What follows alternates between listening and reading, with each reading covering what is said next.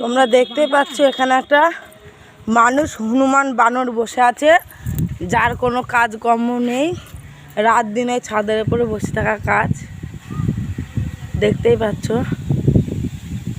উফ কি সুন্দর হাওয়া, আকাশটা কত সুন্দর লাগছে দেখো।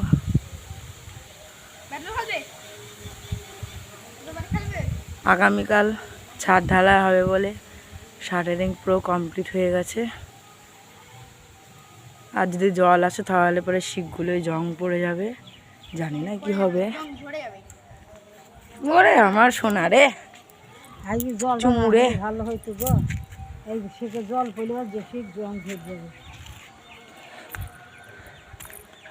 কত সুন্দর, উফ শান্তি একটা পরিবেশ।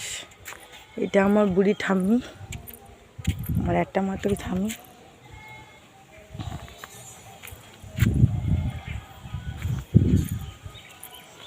এই দেখো পুরো জায়গাটা দেখে নাও, এটা আমাদের কলের পা, পায়খানা করতে, এটা লেবু গাছ, পুরো জায়গাটা আবার ঘেরা পড়ে যাবে, কত সুন্দর না হবে।